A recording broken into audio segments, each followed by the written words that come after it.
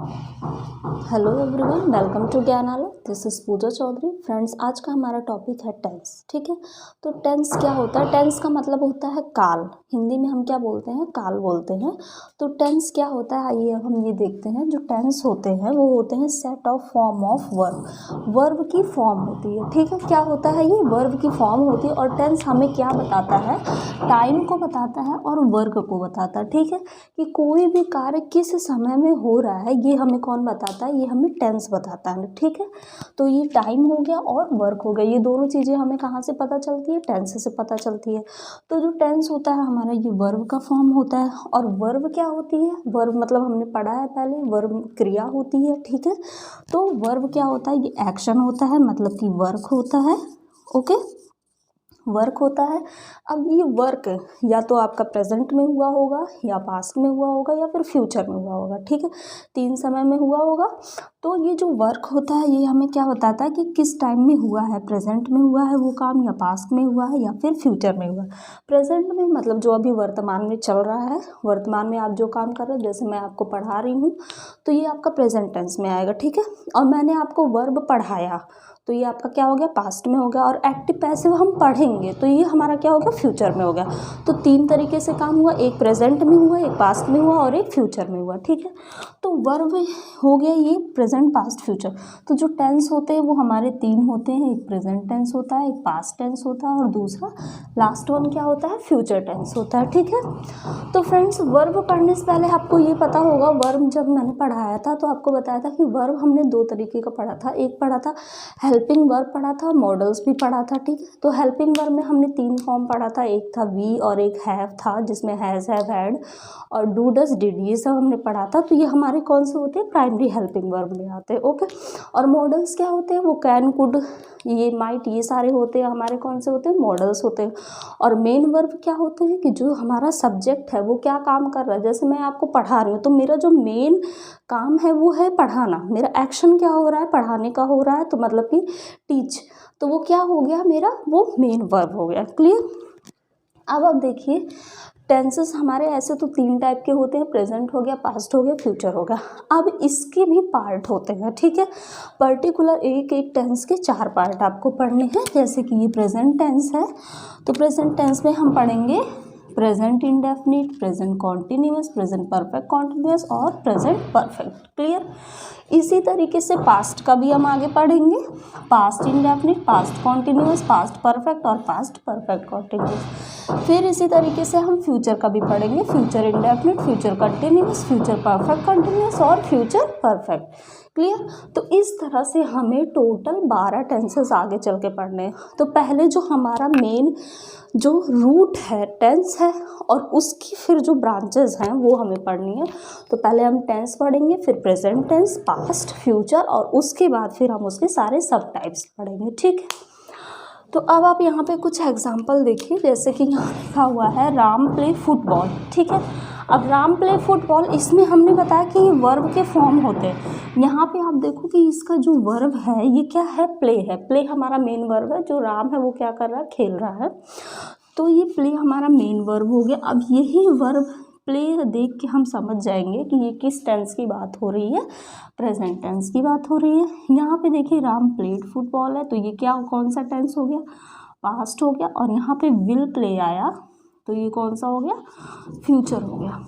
ठीक है, तो इसको हम कुछ इस तरीके से पढ़ेंगे कि जो हमारा प्रेजेंट इंडेफिनिट होता है उसमें हम क्या पढ़ते हैं कि वर्ब का फर्स्ट फॉर्म रहता है।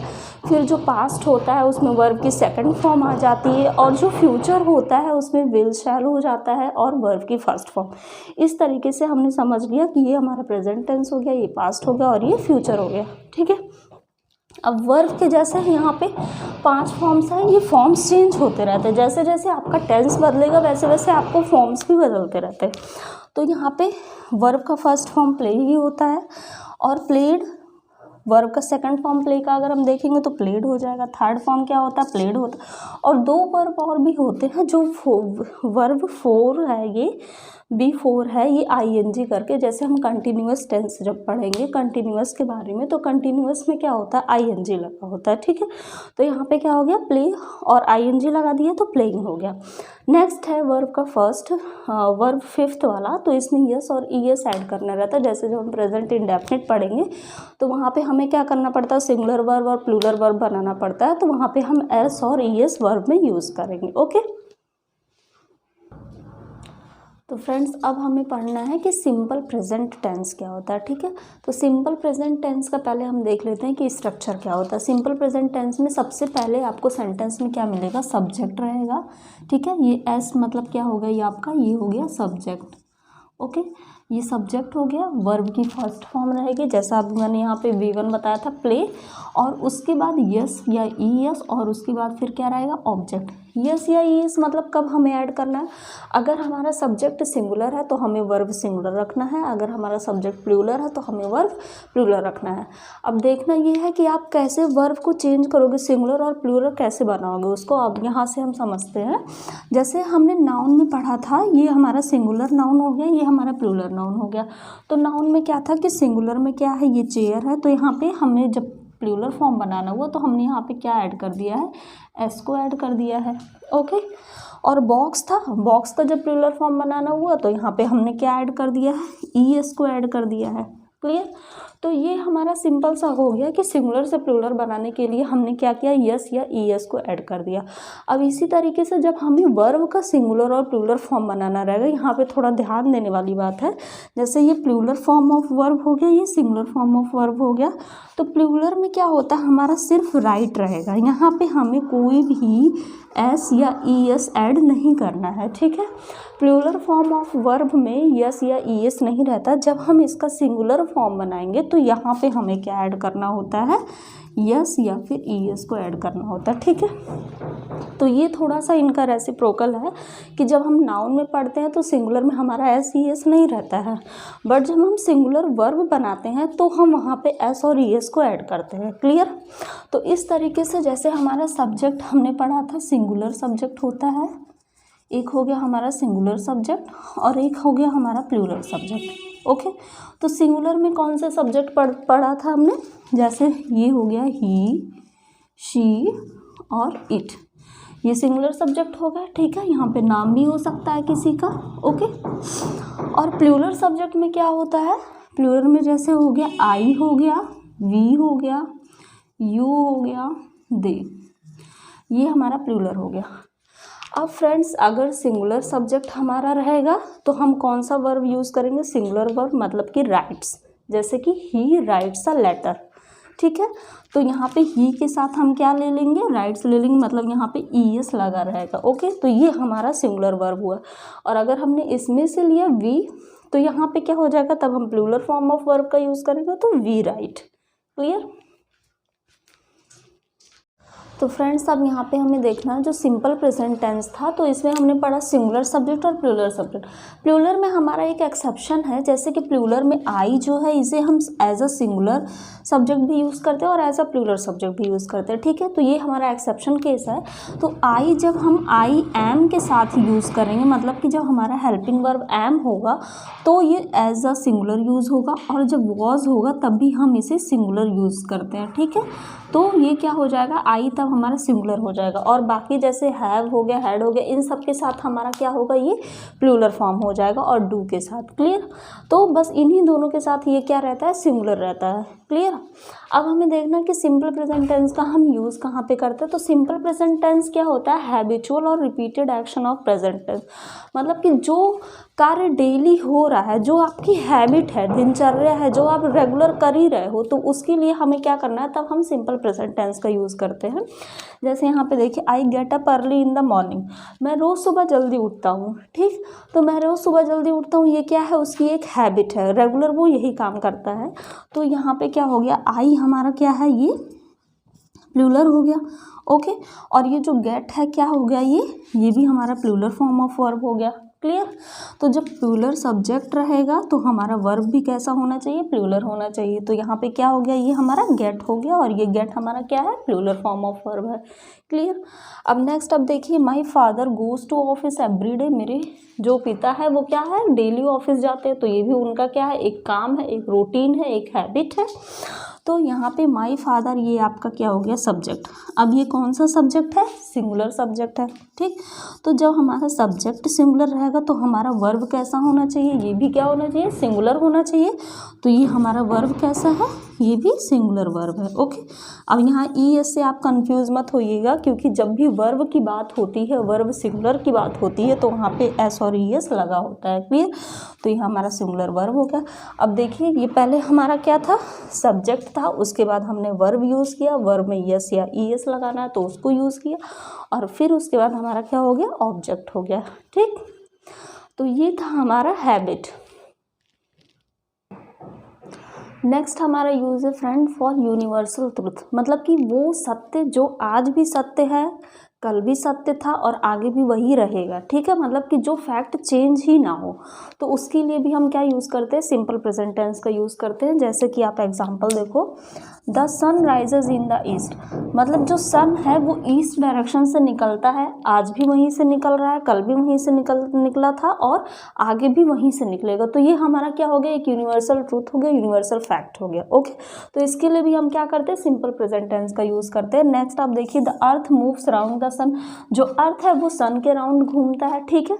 तो ये भी क्या है, एक यूनिवर्सल फैक्ट है।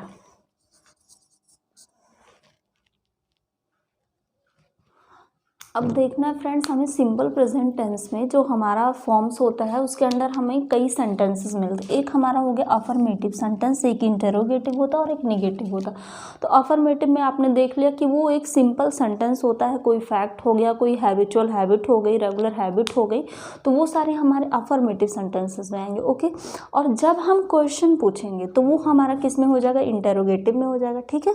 तो इंटरोगेटिव की सबसे बड़ी पहचान भी यही है कि उसमें आपको लास्ट में क्वेश्चन मार्क भी मिलेगा, क्लियर। और नेक्स्ट है निगेटिव। निगेटिव यहीं से आपको पता चल रहा है कि इसमें आपको सेंटेंस में नहीं मिलेगा कहीं ना कहीं, तो यहाँ पे आपका क्या हो जाता है, नॉट हो जाता है, ठीक। तो इसका स्ट्रक्चर कुछ इस तरीके से है, जैसे अगर हमें इंटरोगेटिव बनाना है तो उसमें हमें क्वेश्चन पूछना है, तो उसके लिए हमने क्या यूज़ किया, डू और डज का यूज़ किया, ठीक है। प्रेजेंट टेंस में हम किसको यूज़ करते हैं, डू और डज का यूज़ करते हैं। उसके बाद हमारा सब्जेक्ट रहेगा, वर्ब फर्स्ट फॉर्म रहेगा, ऑब्जेक्ट, और उसके बाद लास्ट में क्वेश्चन मार्क। अब यहाँ पे वर्ब फर्स्ट फॉर्म है, बट ES हमें ऐड नहीं करना है, और जबकि ये हमारा सेंटेंस किसका है, प्रेजेंट का है, सिंपल प्रेजेंट का। तो इसलिए हमें यहाँ पे S और ES नहीं लगाना है फ्रेंड, क्योंकि यहाँ पे हमारे पास डू जो है ये हमारा प्लूरल फॉर्म है और डज क्या है, सिंगुलर है, ठीक है। तो डज में ऑलरेडी यहाँ पे ES लगा हुआ है, तो इसलिए हम वर्ब के साथ यहाँ पे यस या ES का यूज़ नहीं करते। सिंपली हमें वर्ब का फर्स्ट फॉर्म बस एज इट इज़ वहाँ पे लिख देना और उसमें कुछ भी ऐड नहीं करना है। अगर हमें सिंगुलर है सब्जेक्ट तो हम क्या यूज़ करेंगे, डज का यूज़ करेंगे, और अगर हमारा सब्जेक्ट प्लूरल है तो हम डू का यूज़ करेंगे, क्लियर। अब एग्जाम्पल देखिए, जैसे शी है हमारा, यहाँ पे सब्जेक्ट क्या है, सबसे पहले हमें क्या लेना है, शी है हमारा, ये सब्जेक्ट हो गया।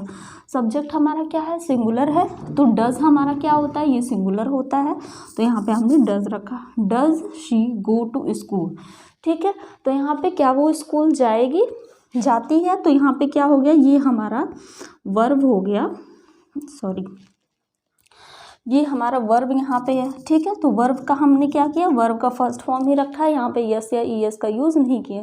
तो स्ट्रक्चर आप देखिए, पहले हमने डस को रखा है, उसके बाद हमने क्या रखा, शी रखा है, क्योंकि ये सिंगुलर है इसलिए यहाँ पे डस आया है, उसके बाद वर्ब का फर्स्ट फॉर्म और फिर हमारा ऑब्जेक्ट और उसके बाद क्वेश्चन मार्क, क्लियर। नेक्स्ट है do you like T.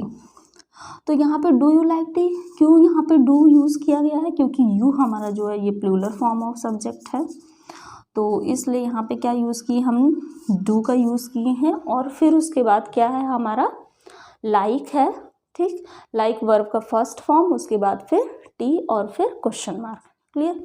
Next आप देखिए निगेटिव। निगेटिव सेंटेंस में कुछ नहीं करना है, बस आपका सब्जेक्ट इधर से इधर आ जाएगा और इसमें हमें नॉट को ऐड कर देना है, ठीक है। तो subject do does plus not और वर्ब की फर्स्ट फॉर्म और प्लस ऑब्जेक्ट, और निगेटिव में हमारा क्वेश्चन मार्क नहीं रहेगा, ओके। जैसे she does not go to school, वह स्कूल नहीं जाती है। तो सबसे पहले हमारा सब्जेक्ट आ गया। अब सब्जेक्ट हमारा सिंगुलर है, इसलिए हमने क्या यूज़ किया, यहाँ पे सिंगुलर यूज़ किया, तो डज़ हमारा सिंगुलर है। उसके बाद फिर हम नॉट का यूज़ किए हैं, क्योंकि ये नेगेटिव सेंटेंस है, नेगेटिव सेंटेंस है तो नॉट आता है। फिर उसके बाद हमारा वर्ब आ गया, फिर ऑब्जेक्ट आ गया, और उसके बाद फुल स्टॉप। क्लियर। नेक्स्ट देखिए, you do not like T, आपको चाय नहीं पसंद है। यहाँ पे यू हमारा ये प्लूरल सब्जेक्ट है, इसलिए हमने यहाँ पे डू का यूज़ किया है। उसके बाद फिर नॉट लगाएंगे, फिर उसके बाद वर्ब की फर्स्ट फॉर्म और ऑब्जेक्ट। तो फ्रेंड्स यहाँ पे अब हमारा सिंपल प्रेजेंट टेंस ख़त्म होता है। इसके बाद अब हम पढ़ेंगे पास्ट टेंस। ओके, अगर आपको वीडियो पसंद आया हो तो आप लाइक शेयर और सब्सक्राइब करें। Thank you.